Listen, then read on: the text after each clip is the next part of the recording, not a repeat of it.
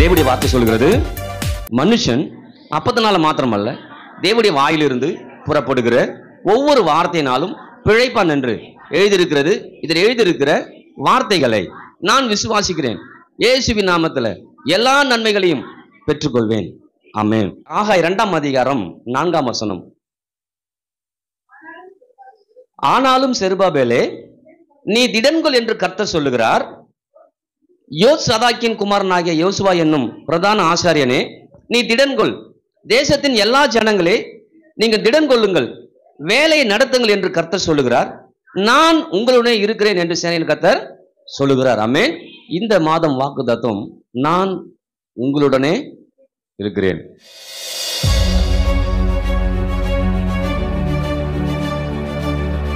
என்ன வாக்குத்தத்தம்? நான் உங்களுடனே இருக்கிறேன். ஆமென். சில இடங்கள்ல நான் உன்னோட இருக்கிறேன்னு வரும். ஆனா இங்க வரும்போது எப்படி சொல்றாரு? உங்களுடனே. ஆங்கிலத்தில் வரும்போது ஐ ஆம் வித் யூ அப்படியே வரும். ஆனா இங்க தமிழ்ல நமக்கு கொஞ்சம் நல்லா அழகா போட்டிருக்குது. இது நிறைய முறை நம்ம படிச்சிருக்கிறேன், நிறைய முறை நமக்கு தெரியும். எல்லாருக்குமே பெரும்பாலும் இந்த வசனங்கள் தெரியும். ஏன்னா 2 அதிகாரம் தான். ஆகாய புத்தகம் எத்தனை அதிகாரம்? 2. பைபிள் படினா எதை எடுத்து முதல்ல படிப்போம்? எது கம்மியா இருக்குது யோனாவை படிச்சிருவோம். ஏமா எது ரொம்ப கம்மியா இருக்கு அதை டக்குன்னு என்ன பண்ணுவோம்? படிச்சிருவோம். புதிய ஏற்பாடு எது படினா யூதாவை எடுத்து படிப்போம். ஏன்னா எது ஈஸியா அதை படிச்சிருவோம் இல்லையா? அப்ப இதை நம்ம நிறைய முறை ஈஸியா படிச்சிருக்கிறோம். ஆனா இதை குறித்து சில காரியங்களை கற்றுக்கொள்ள கர்த்தர் உதவி செய்தார். அப்ப கற்றுக்கொள்ளும் போது ஒரு அற்புதமான வெளிப்பாடுகளை, அற்புதமான காரியத்தை நம்ம கர்த்தர் கற்றுக் கொடுத்தார். அதை தான் இன்னைக்கு பார்க்க இருக்கிறோம். அப்ப இன்னைக்கு கர்த்தர் உங்களோடனே சொல்லுங்க. கர்த்தர் எங்களுடனே, என்னுடனே சொல்லுங்க. எங்களுடனே உங்க குடும்பத்தில் இருக்கிறார். அல்லேலூயா. என்னுடனே தனிப்பட்டு, எங்களுடனே எங்க குடும்பத்துல. ஆமென். அப்ப எங்களுடனே என்ன பண்றாரு? அப்ப இங்க அற்புதமா ஒரு காரியம் சொல்றாரு, நான் உங்களுடனே இருக்கிறேன். ஆமென். அப்ப கர்த்தர் யாரோட இருக்க விரும்புறார்?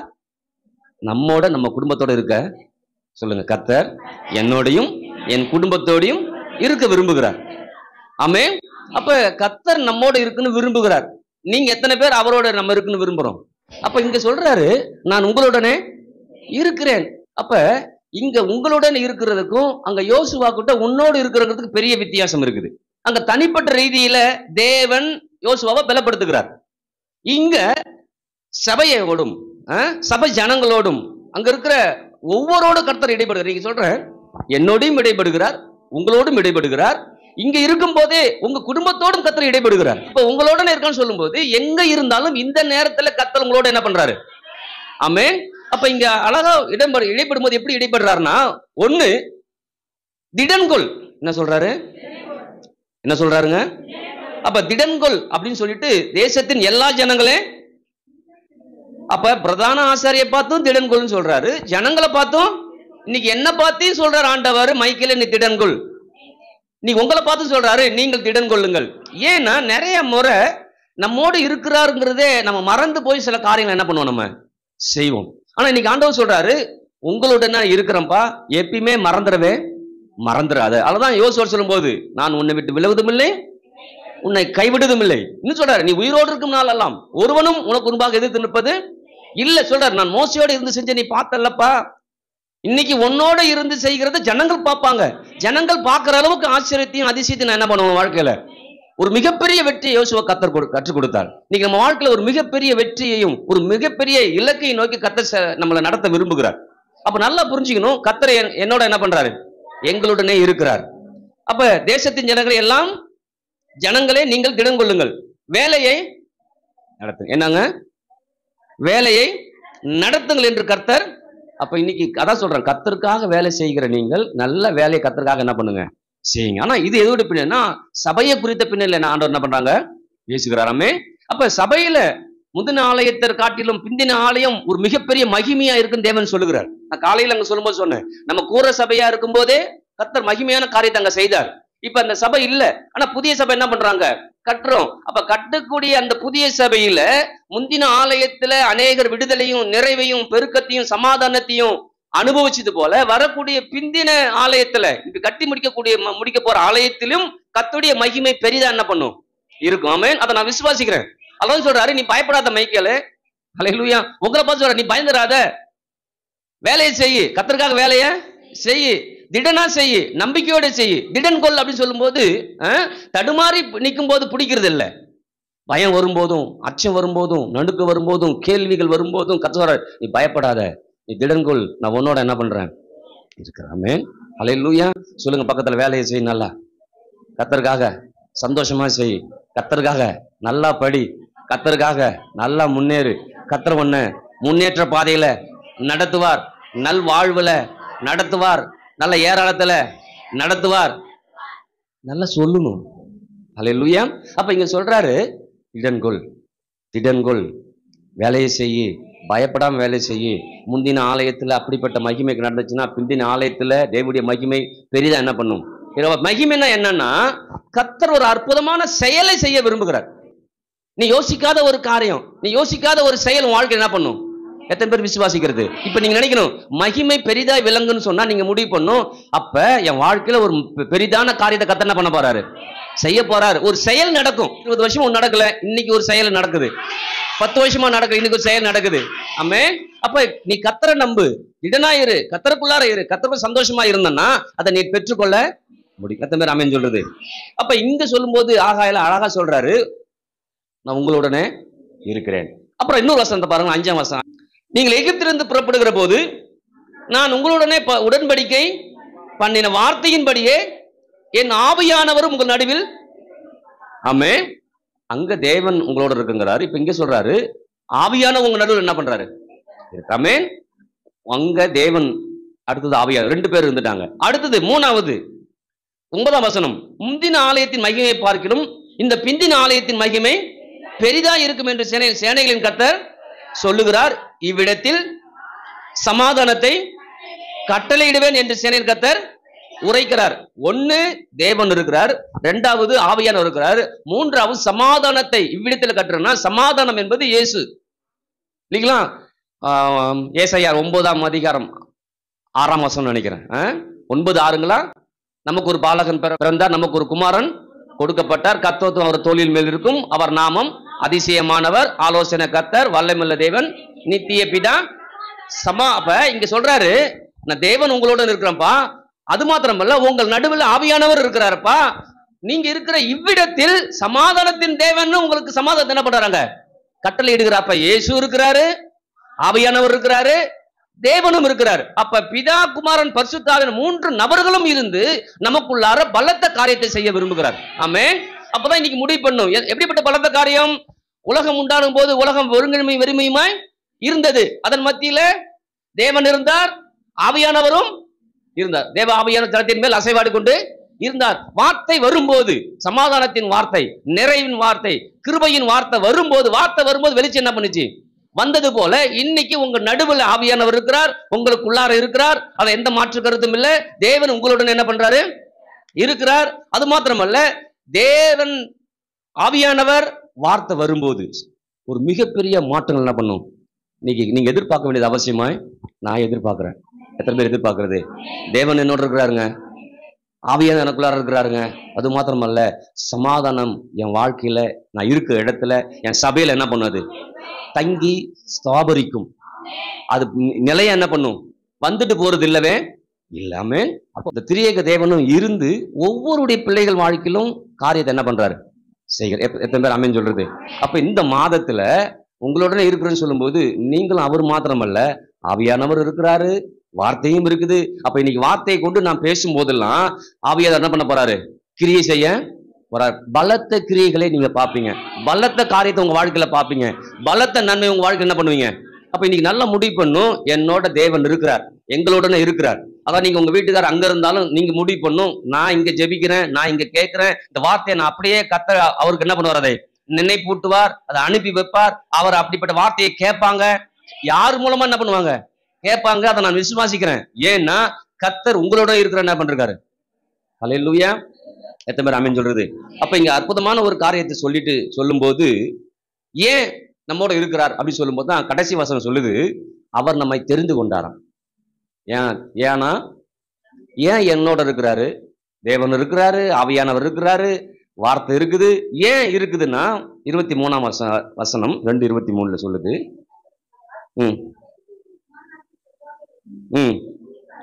ஊழியக்காரனே உன்னை நான் அந்நாளிலே சேர்த்து கொண்டு உன்னை முத்திர மோதிரமாக வைப்பேன் என்று கர்த்தர் சொல்லுகிறார். நான் உன்னை தெரிந்து கொண்டேன். ஆமென். அப்ப இன்னைக்கு ஆண்டவர் சொல்றாரு, ஏன்பா நான் உன் கூட இருக்கிறேன்னா நான் தான் உன்னை சூஸ் பண்ணேன். ஹல்லேலூயா. நீ மாட்டியும் உன் வழியில நீ போயிட்டு இருந்தப்பா, நான் உன்னை சூஸ் பண்ணிருக்கிறேன். நான் உன்னை சூஸ் பண்ணதால நான் உன்னை உயர்த்தும்படியாய், நான் உன்னை ஆசீர்வதிக்கும்படியாய், நான் உன்னை மேன்மைப்படுத்தும்படியாய். யாரு? தேவன். ஹல்லேலூயா. அவர் உங்களை உயர்த்தும்படியாய் உங்களை சூஸ் பண்ணிருக்கிறார். உங்களை தெரிந்து கொண்டாருன்னு எப்படி? அதான் அடிக்கடி நீங்க நினைக்கணும், நான் சூஸ் பண்ண ஆளு, நான் தெரிந்து கொண்ட ஆளு. ஹல்லேலூயா.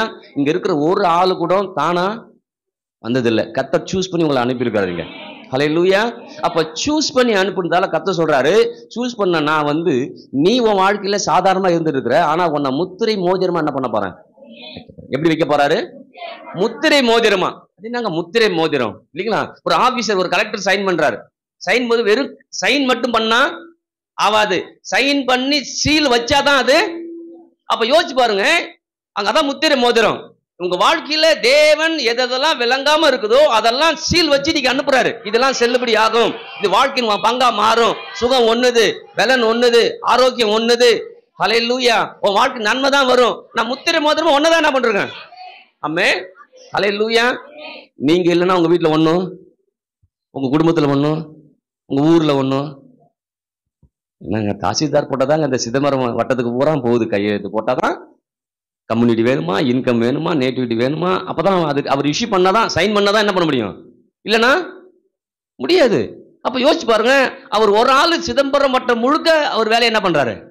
செய்யறாரு. இன்னைக்கு கர்த்தர் சொல்றாரு, நீ வசிக்கிற பகுதியில உன்னை கொண்டு செய்யும்படியா நீ தான் முத்திரை மோதிரம். நீ ஓகேனா ஓகே. எத்தனை பேர் ஓகே பண்றது?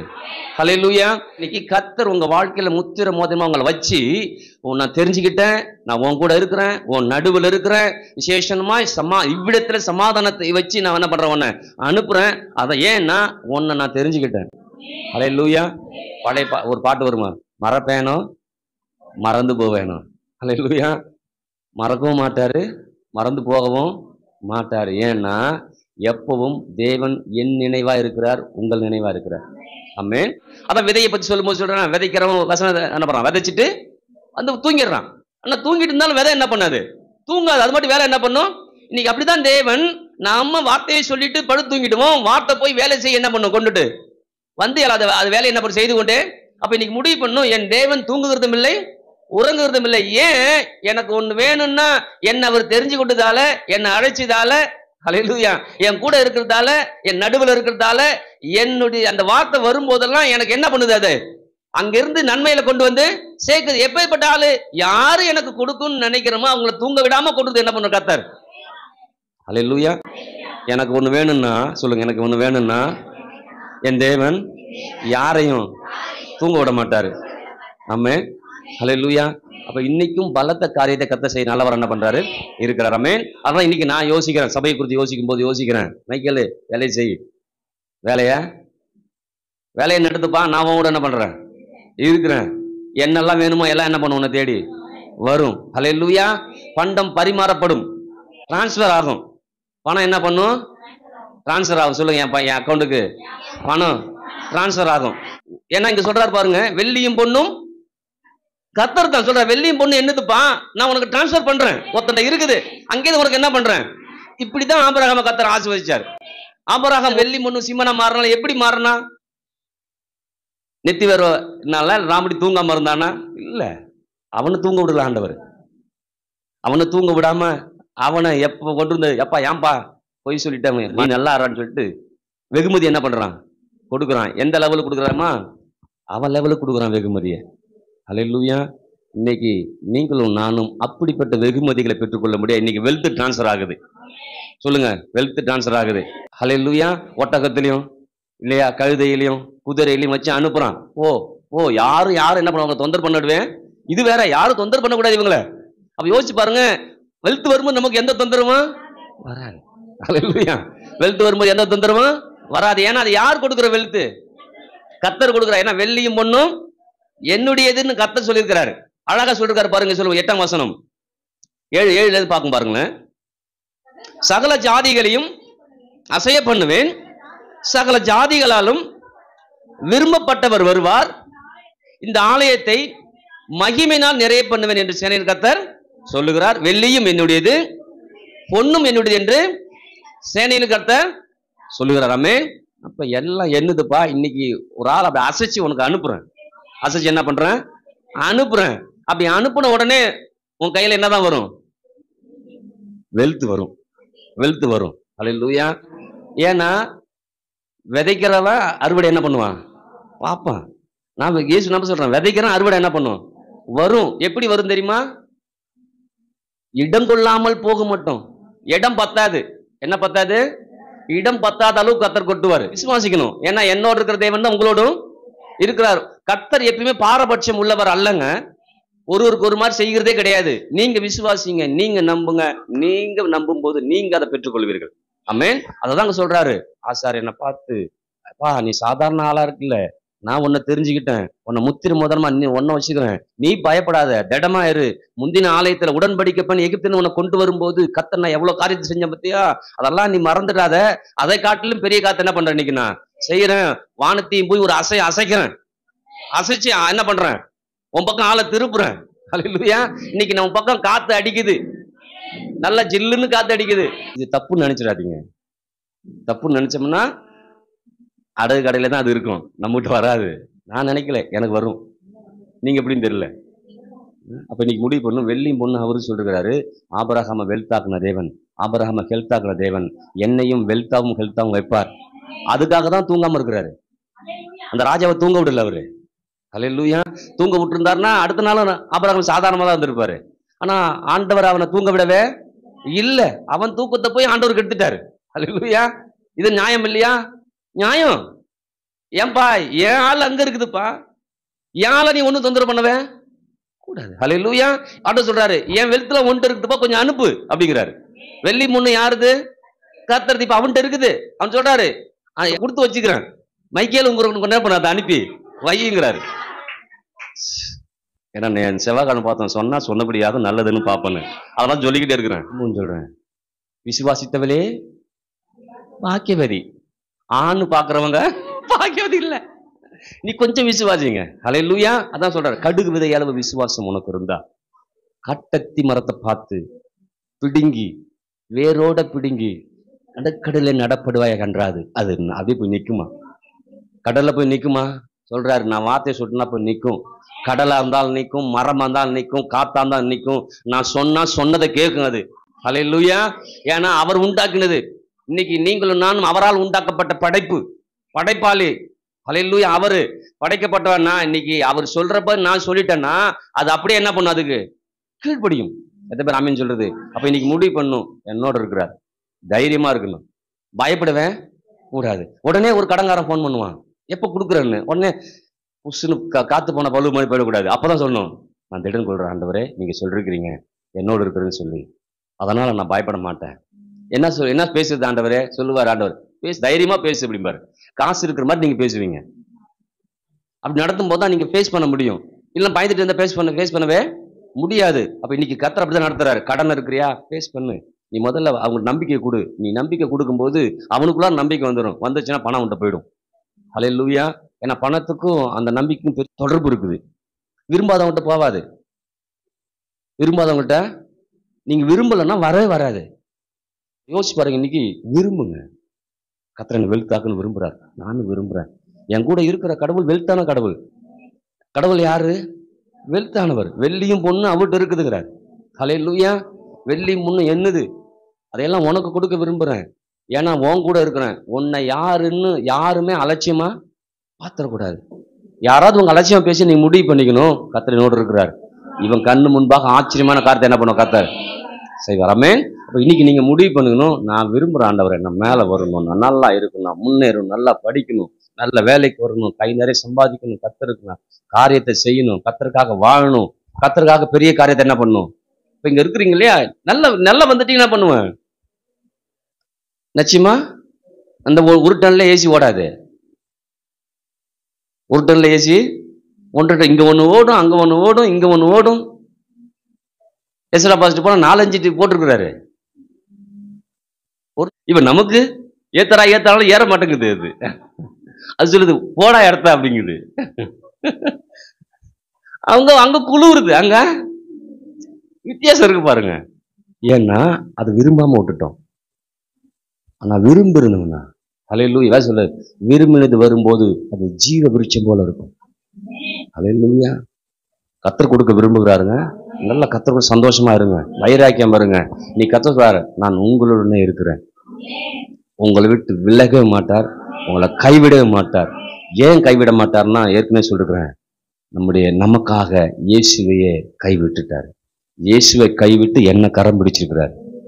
அதனால சொல்றாரு பாருங்க, பரலோகம் போகும்போது சதா காலமும் நான் உங்களுடனே இருக்கிறேன்.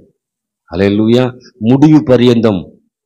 அப்ப யோசிச்சு பாருங்க, முடிவு பரியந்தம் நம்மளோட கர்த்தர் இருக்க விரும்புகிறார். நாம் இந்த பூமியில் இருக்கிற வரைக்கும் கர்த்தர் நம்மோட இருக்கிறார். நம்ம விட்டு பூமி போகும்போது கர்த்தர் நம்ம போயிடுறோம். அதான் முடிவு பரியந்தம். முடிவு பரியந்தம் சதா காலங்களிலும் கர்த்தர் உங்களுடனே இருக்கிறேன் என்று வாக்கு பண்ணியிருக்கிறார். இன்னைக்கு அதை கர்த்தர் நிறைவேற்றுகிறார். ஆமென். அப்ப உங்களோட இருக்கு சாதாரணமா என்னிடவே, ஆமா, நீங்க இருக்கிற இடத்துல அவர் இருக்கிறார். இருக்கும்போது வார்த்தை மட்டும் சரியா என்ன பண்ணணும், அங்கதான் சமாதானம். இவ்விடத்தில் சமாதானம் சொல்றாரு இல்லையா, சமாதானம் உள்ள வார்த்தை இருக்குதா சமாதானம் வரும், கிருபை உள்ள வார்த்தை இருக்கா கிருபை பெருகும், சுகத்துக்குரிய வார்த்தை இருக்கா சுகம் உண்டாகும். அப்ப அப்படிப்பட்ட வார்த்தைகளை பேச பேச பேச நம்ம வாழ்க்கையில கிருபையின் மேல் கிருபை, பலத்தின் மேல் பலன், ஆசீர்வாதத்தின் மேல் ஆசீர்வாதம், ஐஸ்வர்யத்தின் மேல் ஐஸ்வர்யம். என்றுக்கலாமா?